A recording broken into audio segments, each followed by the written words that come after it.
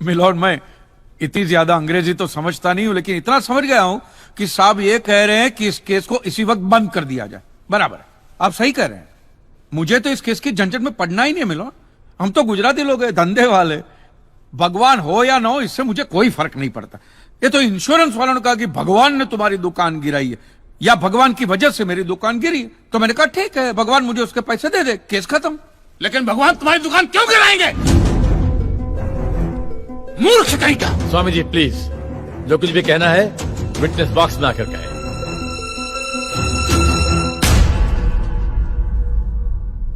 एतस्य पातिकीं क्षम्यताम्, एतस्य पातिकीं क्षम्यताम्। ईश्वर इसके पापों को क्षमा करे। भगवान तुम्हारी दुकान क्यों गिराएंगे? मैं भी तो वही कह रहा हूं, भगवान मेरी दुकान क्यों गिराएंगे? उनको तो बहुत और भी इंपॉर्टेंट काम होते होंगे। तो आप ये इंश्योरेंस वालों से कह के मेरे पैसे दिला दीजिए, बात खत्म हो जाती है। इंश्योरेंस कंपनी भी आपके पैसे क्यों दे? इंश्योरेंस के टर्म्स एंड कंडीशंस पर आपकी साइन है। Exhibit number 1 sir. बस तो मिलोड, फिर मुझे भगवान को ही पकड़ना पड़ेगा। तो फिर बुलाइए वो राम जी, शिव जी, गणपति, जिससे भी आपकी पटती कीजिए। हड़गुम्बा तांडव बिंडो करके उधर। मूर्ख! मोक्ष की प्राप्ति होती है तभी भगवान मिलते हैं। तेरे जैसे तुच्छ मनुष्य के लिए भगवान धरती पर नहीं आएंगे। होंगे तो आएंगे ना महाराज। अरे क्या इतना लाखों का टर्नओवर है आपका, और थोड़ा ही सेटलमेंट करना, कर दीजिए। मैं तो कैश डिस्काउंट भी दूंगा। सच। I object my lord. भगवान की सेवा कार्य को धंधा कह रहे मिस्टर कांत जी, बिजनेस? हाँ, ये बिजनेस ही है मिलोड, बिल्कुल बिजनेस है ये।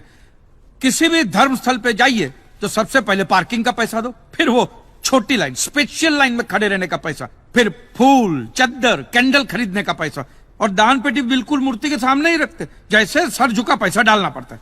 और ये लोग तो भगवान के प्रसाद के लड्डू का भी पैसा लेते हैं मिलोड। जिस तरह म्यूजियम में मोम का पुतला दिखाकर पैसे लिए जाते, बास मंदिर में पत्थर का पुतला दिखाकर पैसे ले लेते। और पुजारियों की तो सैलरी भी होती है, इनकी छोटी है, उनकी बड़ी है। और आपको तो इनकम टैक्स में भी बेनिफिट है कि नहीं है?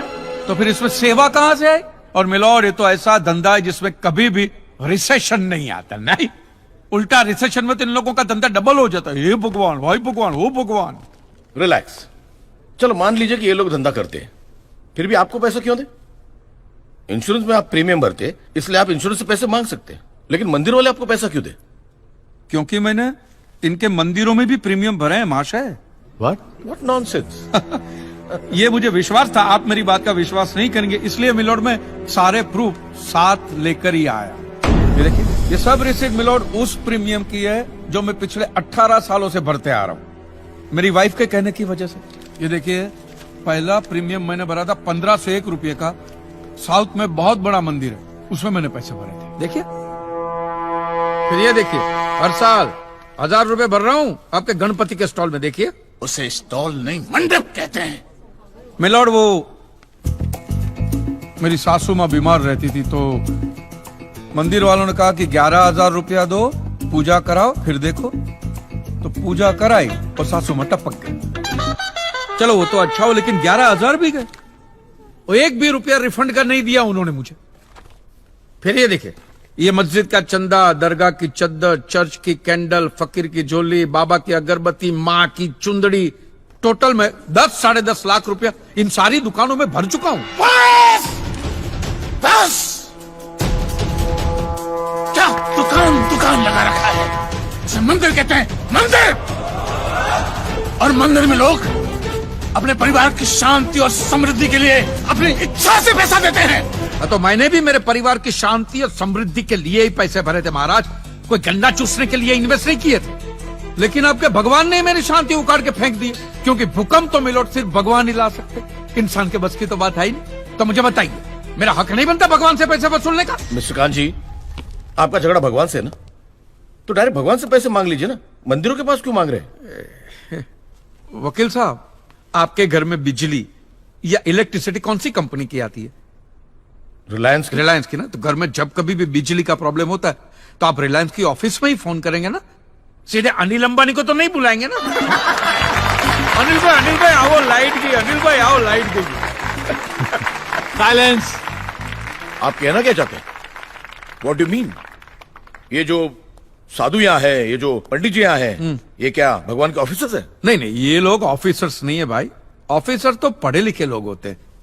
ये लोग तो देखो देखो मुंह देखो, सेल्समैन है मिलोड, सेल्समैन। ये भगवान के कलेक्शन एजेंट है, क्योंकि इन्होंने भगवान की फ्रेंचाइजी ली। न्यायाधीश महोदय, ये मनुष्य नास्तिक है। जो ये कह रहा है उसका ज्ञान स्वयं से नहीं है, परंतु हम तो साधु हैं, इसे क्षमा कर देते हैं। लेकिन इस अधम पाप के लिए दुनिया इसे कभी माफ नहीं करेगी। तेरा घर से निकलना कठिन हो जाएगा अगर भगवान के विरुद्ध कुछ भी कहा तूने। मैया मोरी, ये आपको मेरी चिंता हो रही है कि मिलोड के सामने मुझे चेतावनी दे रही हैं? हमें जीव मात्र की चिंता है। तो फटाफट पैसे निकाले, बात खत्म कीजिए फिर। My Lord, this is enough. ये डोनेशन रिसीट्स है, जनरल सबमिशन। भगवान और मेरे क्लाइंट के बीच कोई एजेंसी एग्रीमेंट नहीं है। हाँ जी, बेतु की बात कर रहे हैं।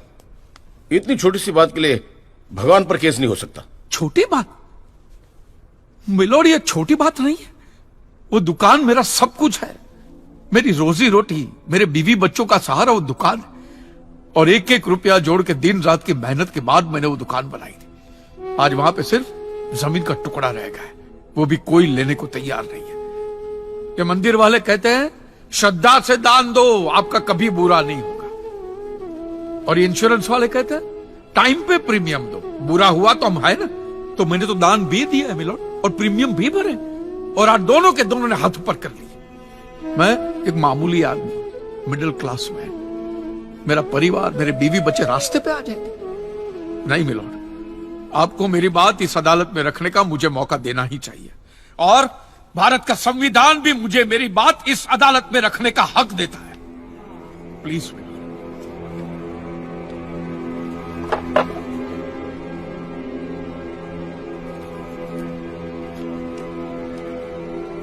एक मिडिल क्लास बिजनेसमैन के लिए 1 करोड़ रुपए बहुत बड़ी रकम होती है, और खास तौर से सवाल जब उसके सर्वाइवल का हो। इसलिए यह अदालत कांजीलाल जी के मुकदमे को एक्सेप्ट करती है।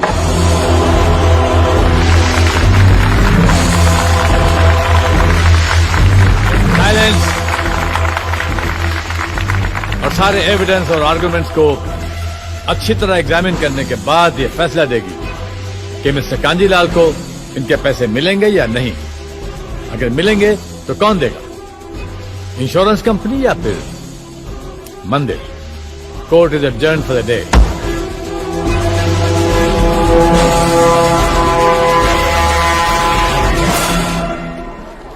रुकिए रुकिए महाराज, अब आप लोगों को जितनी पूजा करनी हो, आरती करनी हो, जितना घंटा हिलाना हो, सब हिला लीजिए आप।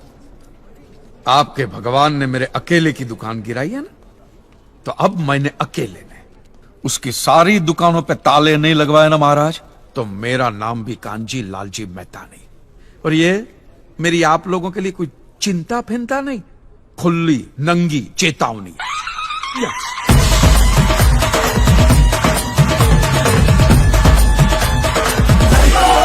ये असलम भाई थोड़े डरे हुए हैं। आदाब। पिछली सुनामी में इनका सब कुछ तबाह हो गया। अपनी बहन के निकाह के लिए इन्होंने जो पूंजी इकट्ठी की थी वो सब पानी में बह गई। तो आप भी कर दीजिए केस। बिरादरी से बेदखल कर दिया जाएगा अगर मैं मौलवी साहब या मजहब के खिलाफ जाता हूँ। देखो असलम मियां, तुम किसी के खिलाफ नहीं जा रहे हो। जिन्होंने तुम्हें मजहब के बारे में बताया, जिन्होंने तुम्हें नमाज पढ़ना सिखाया, उनसे तुम सिर्फ सवाल कर रहे हो कि अल्लाह मियां ने तुम्हारे साथ ऐसा क्यों किया। हाँ, लेकिन मौलवी साहब के सामने असलम भाई, जब अपने और बच्चों के सर पे छत नहीं रहेगी तो क्या मौलवी साहब तुम्हें अपने घर में पनाह देंगे? मजहब इंसानों के लिए बनता है, मजहब के लिए इंसान नहीं बनते।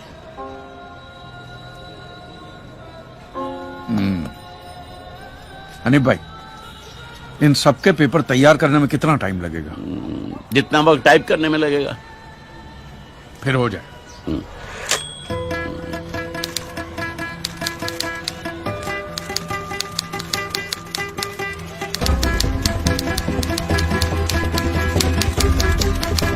कांजी मेहता। इंश्योरेंस कंपनी और धार्मिक संस्थाओं के बीच फंस चुके हैं advocate Sardesai. For God sake prove that God exist and नहीं कोर्ट पे एवरीथिंग, मंदिर, मस्जिद, चर्चेस, डेल पे एवरीथिंग। अरे ओ कांजी, तुम्हारी लड़ाई तो तुम्हारे भगवान से थी ना, साइलेंस प्लीज। तो हमें यहाँ क्यों बुलाया है? मौलवी साहब, किस धर्म के भगवान की परमिशन की वजह से ये भूकंप आया था, या वो सुनामी आई थी, या कौन सी कुदरती आफत आई थी, वो मैं कैसे बता सकता हूं? ये तो आप लोगों का डिपार्टमेंट है ना।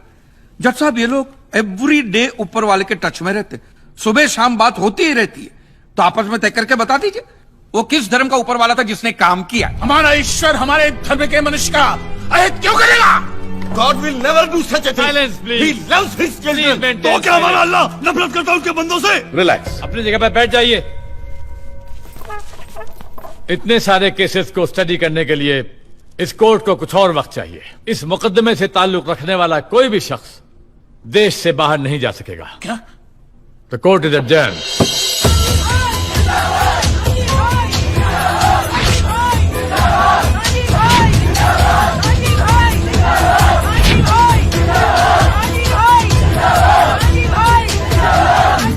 महाराज, ये तो सरकारी जगह है, यहां से तो सुरक्षित निकल जाओगे, लेकिन इन लोगों से मंदिरों में, गिरिजाघरों में, मस्जिदों में किस किस से बचोगे? And welcome to a very special episode of oh my God.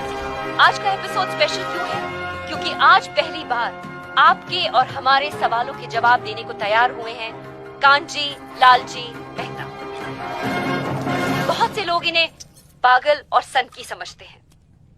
ये वही इंसान है जिन्होंने भगवान पे केस किया है। कांजी भाई, वेलकम टू आवर शो। मेरा सबसे पहला सवाल आपसे ये है कि आप सभी धर्मों के पीछे क्यों पड़े हैं? आप लोग मीडिया वाले मैडम, आप लोग सवाल ही ऐसा पूछते हैं कि जवाब देने से पहले ही आदमी दोषी साबित हो जाए। मैं सब धर्मों का आदर करता हूं और किसी भी धर्म में मानता नहीं। ये आदमी कभी नहीं सुधरेगा। और अगर भगवान है तो मेरे सारे सवालों का जवाब देंगे। उतना ही नहीं, वो मेरी लड़ाई में शामिल भी होंगे। वो कैसे? अब जब छोटी थी, हाँ, छोटी बच्ची थी, तो अपने पापा से चॉकलेट मांगने के लिए अब क्या करती थी? माने ऐसे पापा के नाम की माला जपती थी, पापा चॉकलेट दो, चॉकलेट दो, चॉकलेट दो, कि पापा के सामने अगरबत्ती घुमाती थी या फूल फेंकती? नहीं, मैं ऐसा सब कुछ नहीं करती थी। जो मुझे जो चाहिए होता था मैं उनसे डायरेक्टली मांग लेती थी। मतलब एग्जैक्टली मैडम, एग्जैक्टली। मैं भी तो वही कर रहा हूं। हुआ यह है कि दुनिया वालों ने मुझे बचपन से ऐसा समझाया कि भगवान तो हमारे बाप के समान है, होगा, लेकिन मैं यकीन कैसे करूं जब तक वो मेरा बाप मेरे सामने नहीं आता?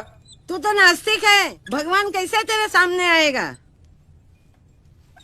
माँ जी आप खाइए। कांची भाई, वैसे तो मैं भी मानता हूँ कि भगवान हमारे पिता समान है। हाँ, तो क्या वो मेरे सामने आएंगे? आप ये मंदिर मूर्ति वगैरह में मानते हैं? हाँ, मानता हूँ। तो वो तुम्हारे सामने नहीं आएंगे। लेकिन क्यों? क्योंकि आप उनको मंदिर मूर्तियों में ढूंढ रहे हो ना, फिर उनको रूबरू होने की क्या जरूरत है? नहीं नहीं, लेकिन ये तो गलत है। भगवान तो होता ही है। 2 साल से मुझे अच्छी नौकरी नहीं मिल रही थी। मैंने मन्नत मांगी कि मुझे अच्छी नौकरी मिल जाएगी तो मैं अपने बाल अर्पण करके आऊंगा, और देखो मुझे नौकरी मिल गई। ओहो, पूरे के पूरे अर्पण कर दिए। अच्छा, आप जरा सोचिए, आप सुबह सुबह तैयार होकर फर्स्ट क्लास ऑफिस के लिए निकलते, काम के लिए निकलते, और जैसे आप घर का दरवाजा खोलते हैं, सामने बालों का ढेर पड़ा हुआ है। काले बाल, सफेद बाल, कुछ डेंड्रफ वाले बाल, कुछ ऐसे जूं वाले बाल, हर किस्म के बालों का बूफे लगा हुआ है।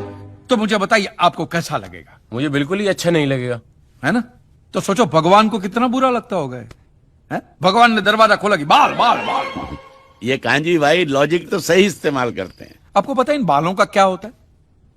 धंधा होता है, बिजनेस होता है। ये बाल अमेरिका, लंदन, ऐसे विदेशों में बेचे जाते हैं।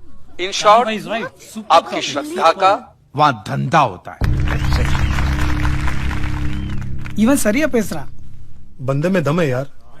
लेकिन उन पैसों से स्कूल, अनाथ आश्रम, अस्पताल, चैरिटेबल ट्रस्ट चलते हैं, उससे भी आपको दिक्कत है? ये तो ऐसी बात होगी, जो गुटखा बेचता है वही कैंसर की हॉस्पिटल खोलता है। और मैडम, ये सब चलाना ही पड़ेगा, क्योंकि ये सारा पैसा ब्लैक का आता है। इसका अगर आपने व्हाइट में कोई ट्रांजैक्शन नहीं दिखा तो इनकम टैक्स वाले आपका गला दबा के जेल में डाल देवे। मुझे प्रॉब्लम है इनके पैसे निकालने के तरीकों से। जिस तरह वो माफिया वाले गन दिखा के डराते हैं, ये लोग भगवान दिखा के डराते। That's a good one. आपके बच्चे की कुंडली बहुत खराब है, वो मांगलिक है, उसको काल सर्प योग है, शनि का साया है, मंगल की माया है। क्या है ये? वो बेचारा अभी अभी तो पैदा हुआ, उसको सांस तो लेने दो। फिर इस सब के इलाज के लिए वो लोग पूजा पाठ की बंदूकें निकालते हैं, और जीते जी तो छोड़िए, ये आपको अगले जन्म के लिए भी डराते हैं। हाँ, कि अगर इस जन्म में आपने ये किया तो अगले जन्म में कुत्ते बनोगे, या अगर ये किया तो कीड़े बनोगे, मकोड़े बनोगे, नर्क में जाओगे। और फिर तो नर्क का पूरा मेनू कार्ड भी पड़ता है कि आपको वहां कांटों के बिस्तर पे सुलाया जाएगा, आग के दरिया में झोंका जाएगा, गर्मा गर्म तेल में फ्राई किया जाएगा। मैं आदमी हूं कि पकोड़ा हूं?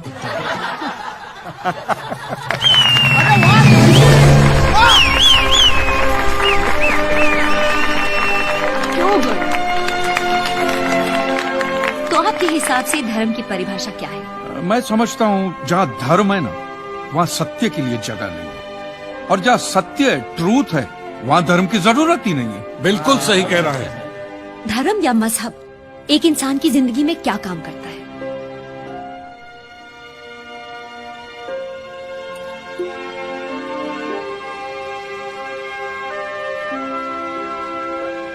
मेरे हिसाब से तो एक ही काम करता है, या तो वो इंसान को बेबस बनाता है, या फिर आतंक उड़ाता है।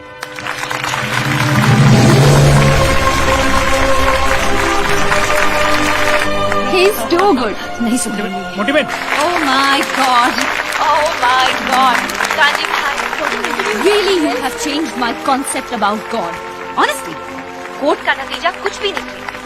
आज की युवा पीढ़ी, युवा क्या, हर पीढ़ी को आप जैसी सोच की जरूरत है। I applaud you. Hey guys, he's my father.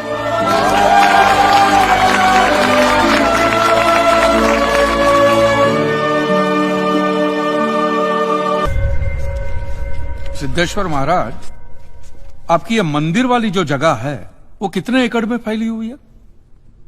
22 एकड़ में, 22, जिसमें 322 छोटे छोटे मंदिर हैं भगवान के। ओहो, माने भगवान का पूरा शॉपिंग मॉल ही सजा के रखा है।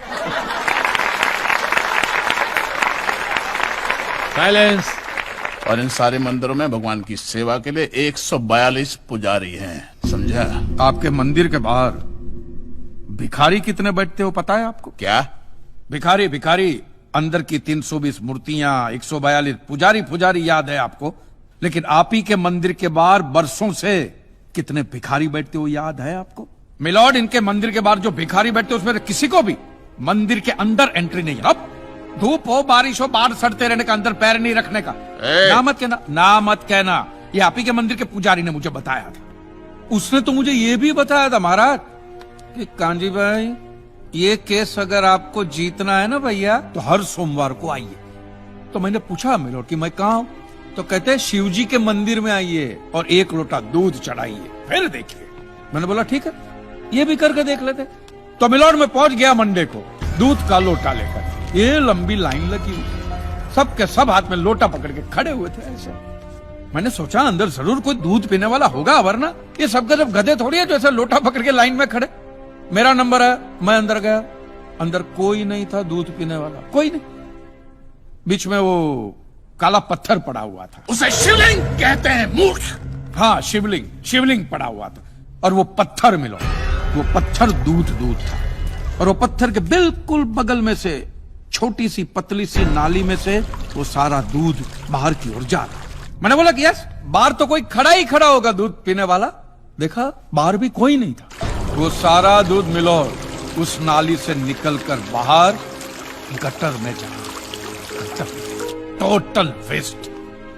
और वो गटर को लग के एक भिखारी खड़ा हुआ था, बेचारा 4-5 दिन का भूखा होगा महाराज, भूख के मारे वो कांप रहा था। उसको शायद ये दूध ही पीना था, लेकिन गटर में से कैसे? तो उस भिखारी को मैंने मेरा दूध का लोटा दे दिया, और दूध पीकर उसने मुझसे क्या कहा पता है? भगवान तेरा भला करे।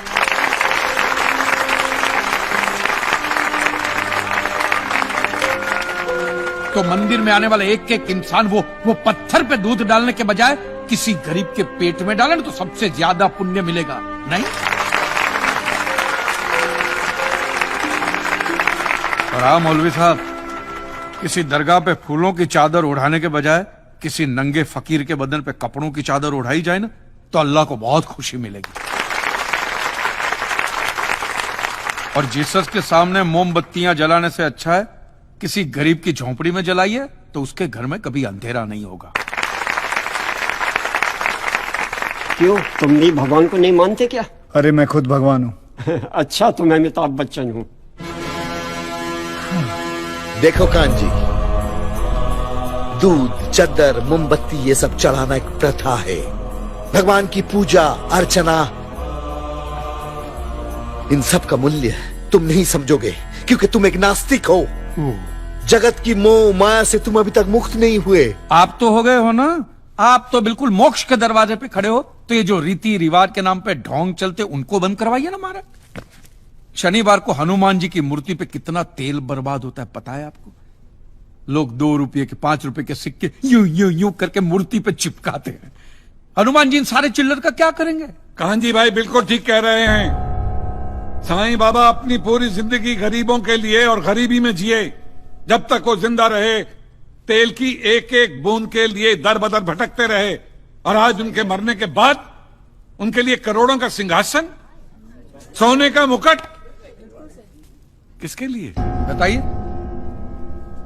महाराज, एक बात बताइए, जो भी भक्त भगवान की श्रद्धा से सच्चे दिल से भक्ति करता है उस पर तो उस परम कृपालु की कृपा दृष्टि रहती है ना?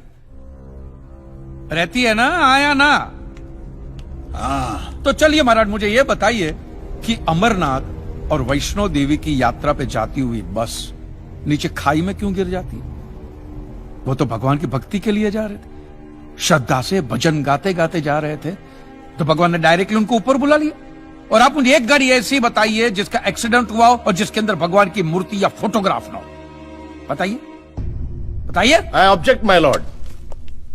फ्रॉम डे वन ये आदमी बातों को यूं यूं गोल गोल घुमा रहा है। मिस्टर कांजी, ये कोई डिबेट नहीं है अच्छे बुरे की, ये कोर्ट है और यहां प्रूफ चलता है, और हमारे पास प्रूफ है, इंश्योरेंस पेपर्स पर आपके सिग्नेचर्स। इसलिए लीगली आपको कोई हक नहीं बनता इंश्योरेंस कंपनी से पैसे मांगने। और जहां तक हमारा प्रश्न है, बीमा कंपनी के नियमों को हम नहीं मानते। अगर उन्होंने लिख दिया कि भूकंप जज साहब ने करवाया है, तो क्या जज साहब पैसे देंगे? इसी तरह पॉलिसी में भगवान का नाम लिख देने से भगवान पैसे देने के लिए प्रतिबद्ध नहीं होते। अगर आप चाहते कि भगवान आपके पैसे लौटा दे, तो ये प्रूफ करो कि ये भूकंप भगवान ने किया है। किया ही है ना? इन राइटिंग है, कहीं लिखा हुआ तुम्हारे पास है? Any proof? मिलॉर्ड, ये mister kanji, court of law में सिर्फ दलीलों पर फैसले नहीं होते। आपकी दलीलें, आपके आर्गुमेंट्स आम जनता के लिए कितने भी वैलिड क्यों ना हो, लेकिन अगर आप उन्हें साबित नहीं कर सकते हैं तो उनका कोई मतलब नहीं। आपके पास कोई सबूत है? No milord. In that case यह अदालत आपको 1 महीने का आखिरी मौका देती है। अगली डेट पर अगर आप सबूत नहीं पेश कर सके तो I am afraid you will have to rest your case and all others. Court is adjourned for the day. Relax. अगली बार इस कोर्ट में नजर आए ना तो माननी का ऐसा केस ठोकूंगा, पहने हुए कपड़े भी उतर जाएंगे। रिलैक्स। आज भगवान पे किए गए मुकदमे की आखिरी पेशी है। क्लेम की रकम है 400 करोड़। क्या कांजी भाई ये केस जीत पाएंगे? ये देखना बाकी है। You may please proceed. Your honour, इससे पहले कि मिस्टर कांजी अपने तीखे और कटाक्ष भरे व्यूज बिना किसी रेफरेंस प्रदर्शित करें, मैं उनसे पूछना चाहता हूं कि उनके पास कोई प्रूफ है जिससे वो साबित कर सके कि उनकी दुकान भगवान ने गिराई है? मिलॉर्ड, अब जो सवाल मैं पूछने जा रहा हूं उसके लिए मुझे एक ज्ञानी पंडित की जरूरत है। तो आप मेरे जो भी कोई ज्ञानी पंडित है वो यहां पे आए। सिर्फ ज्ञानी आए, ज्ञानी। हाँ, आप बैठ जाइए।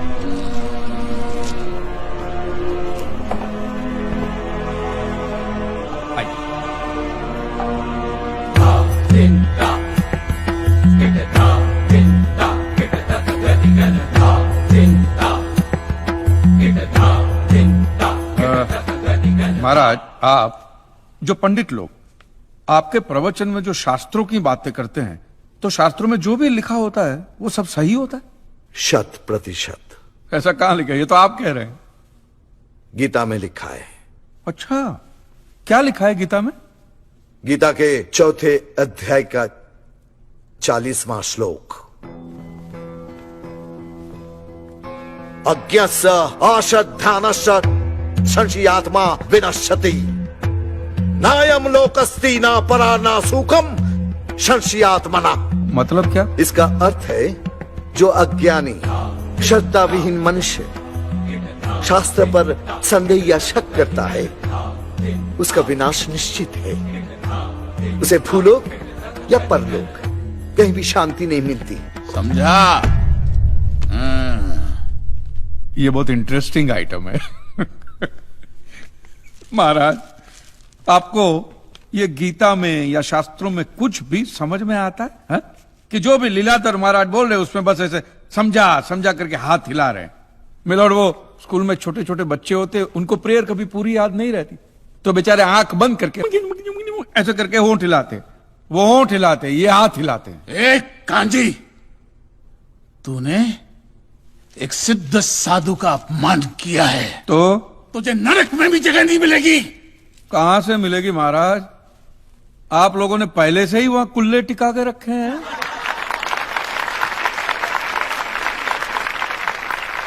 तेरा ये दुस्साहस नास्तिक!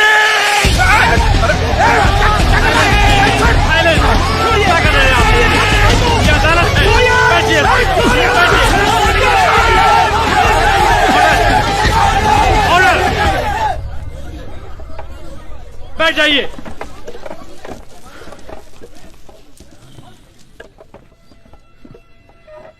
दुखेष्वनु द्विग्न मनः सुखेषु विगत स्पृह वितराग भय क्रोध स्थित धीर मुनि रुच्यते।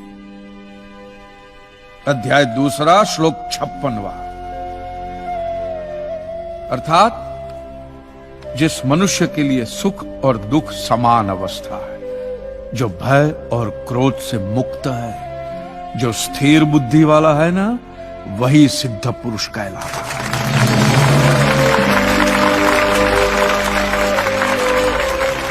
ये मुझे गीता सिखाएंगे? अरे ये क्या गीता सिखाएंगे मिलॉर्ड? इन लोगों की तो आईक्यू भी रूम टेम्परेचर से लो है।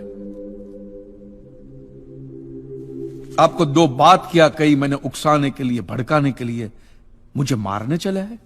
ऐसी है आपकी सिद्धि सिद्धेश्वर? मिस्टर कांजी, उनकी सिद्धि क्या है, यह कोर्ट का मुद्दा नहीं है। कोर्ट का मुद्दा यह है कि आपकी दुकान किसने गिराई? भगवान ने गिराई है। यह आप फैसला सुना रहे। फैसला सुनाना जज साहब का काम है, आपका नहीं। आपको तो सिर्फ प्रूफ करना है कि उस दिन जो भूकंप आया वो भगवान की वजह से आया था, जो प्रूफ करना इम्पॉसिबल है। Relax relax relax, nothing is impossible. Swami ji, एक बात बताइए, भगवान ने ही ये भगवत गीता कही है? कही है। और भगवत गीता में जो भी कहा गया है वो सब सच है? 100%। Point to be noted milord. तो मुझे एक बात बताइए कि भगवान ने भगवत गीता के 9वें अध्याय के 8वें श्लोक में क्यों ऐसा कहा है कि पूरी सृष्टि का सर्जन मेरी इच्छा से हुआ, इसका विनाश भी मेरी इच्छा से होगा, ये पूरी सृष्टि मेरी इच्छा के अधीन है, इसके सर्जन और विनाश के लिए सिर्फ मैं और मैं ही जिम्मेदार हूं। और ये देखिए मिलॉर्ड, ये बाइबल में भी कहा गया है, Aiza chapter 54 verse 16। See, it is I who have created the smith who blows the fire of coals and produces a weapon fit for his purpose. I have also created the ravager to destroy. अब ये देखिए, ये कुरान शरीफ में भी है। सूरह जलजला 99 आयत 1 से 8 में भी लिखा है कि जब जमीन अपनी पूरी शिद्दत के साथ हिला डाली जाएगी और जमीन अपने अंदर के सारे बोझ को निकालकर बाहर डाल देगी और इंसान कहेगा कि ये उसको क्या हो रहा है, उस दिन वो अपने ऊपर बीते हालात बयां करेगी, क्योंकि तेरे रब ने उसे ऐसा करने का आदेश दिया होगा। रब ने।